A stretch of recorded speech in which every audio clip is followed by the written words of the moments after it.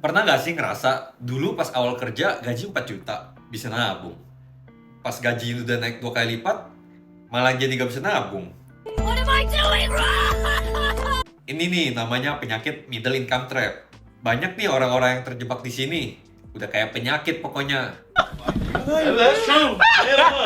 Mayoritas pekerja itu pasti pernah ngerasain ini. Bahkan gue sendiri pun juga pernah ada di tahap ini. Middle income trap ini adalah sebuah fenomena di mana kalangan kelas menengah dan ke bawah itu terjebak. Terjebaknya tuh gimana? Intinya saat seseorang gajinya naik, biaya gaya hidupnya juga ikutan naik. Itu tuh makanya yang kita sebut perangkap.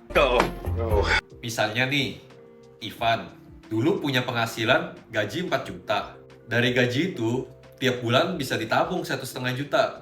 Pas gajinya jadi 8 juta, kok nabungnya malah jadi tetap 1,5 juta? Masalahnya di mana tuh? Uangnya hilang kemana? Harusnya kan uangnya banyak yang bisa ditabung. Tapi setelah dicek dan di-recheck, gaya hidupnya juga ikutan naik. Fancy. Seiring dengan kenaikan gaji. Yang dulu makan di warteg atau kantin karyawan, sekarang harus di restoran terus. Jadinya kenaikan gajinya hanya dipakai buat muasin gaya hidup. Nah, mungkin Anda bertanya, emang ini salah? Ya enggak juga, karena tiap orang itu ada yang namanya money dial sendiri. Money dial itu apa? Tiap orang itu kan beda-beda ya, punya hobi yang beda, kesukaan yang beda. Jadi, mereka pun punya prioritas pengeluaran di tempat yang berbeda-beda sesuai dengan kebahagiaan mereka.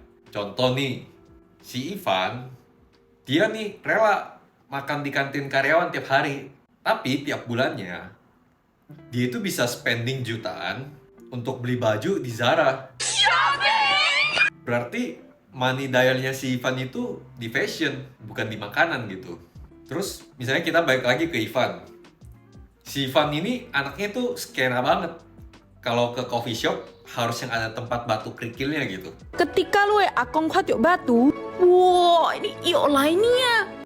Kalau dia merasa happy dengan bisa nongkrong di coffee shop, ya itu yuk wis gitu, sah-sah aja. Cuma ya, orang-orang kayak Ivan ini suka kebablasan. Gak bisa bedain antara keinginan sama kebutuhan. Toh si Ivan kalau misalnya gak ke coffee shop seminggu atau sebulan, kan gak metong juga gitu kan. Berarti ini tuh keinginan, bukan kebutuhan. Dan kalau kita terlalu berlebihan memenuhi keinginan, itu pasti akan mengancam kesehatan finansial kita, alias boros. I'm broke. Coba deh kita kasih perbandingan. Ada yang namanya Asep. Asep ini kasusnya sama kayak Ivan, gajinya jadi 8 juta. Tapi bedanya, dia gak naikin biaya hidup dia. Coba kita lihat nih simulasinya di sini. Dulu, si Asep pas gajinya 4 juta, punya biaya hidup 2,5 juta per bulan. Dan dia bisa nabung nih 1,5 juta per bulan. Pas gajinya jadi 8 juta per bulan, biaya hidupnya naik jadi 3,5 juta per bulan. Tapi nabungnya juga makin banyak, jadi 4,5 juta per bulan. Dari sini udah kelihatan ya, bedanya Ivan sama Asep. Bisa beda jauh gitu dari saving rate-nya.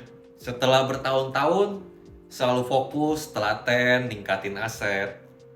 Si Asep ini jadi punya dana darurat yang didepositoin, punya obligasi, punya saham. Pokoknya semuanya asetnya jadi produktif nih, menghasilkan.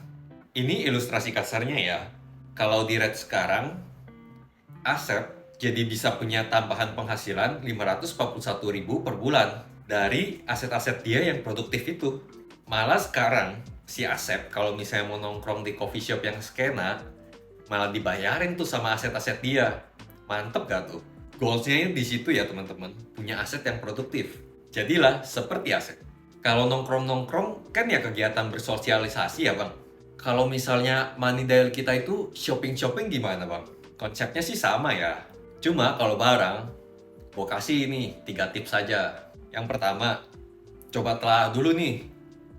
Barang yang kalian mau beli itu sebenarnya keinginan apa kebutuhan. Kalau misalnya emang kalian butuh, gak ada itu kalian gak bisa kerja, gak bisa hidup secara normal, ya beli aja. Tapi kalau misalnya gak ada barang itu, kalian masih bisa hidup-hidup aja, cuma karena, wah sabi nih, wah ini lucu nih.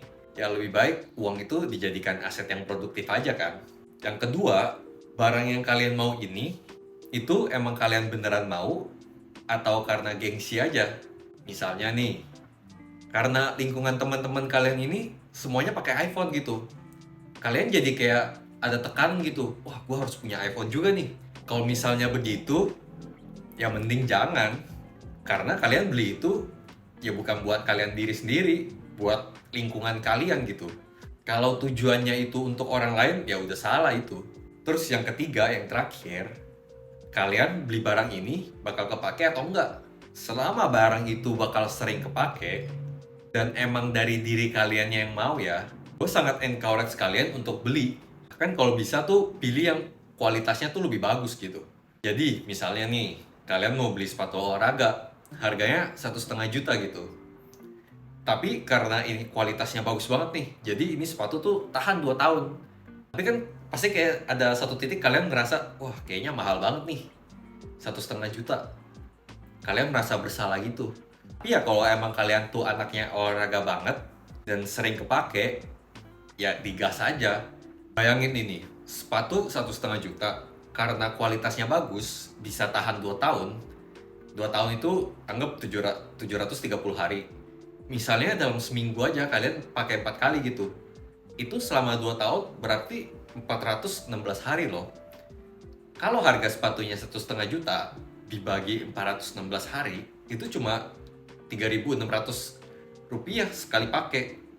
Kalau dipecah dihitung kayak gitu kan jadi gak terasa mahal kan. Nah, coba nih kalau misalnya kalian itu money dialnya itu shopping ya. Coba tanya 3 hal itu ke diri kalian. Middle income trap ini kesalahan yang wajar ya. Seiring naiknya penghasilan, gaya hidup kita juga pasti ikut naik. Tapi kadang tuh kita malah lupa hal-hal dasar kayak dana darurat, dana pensiun, dan tujuan kehidupan lainnya. Jadi, apakah Anda lagi dalam middle income trap? Komen di bawah. See you guys on the next video.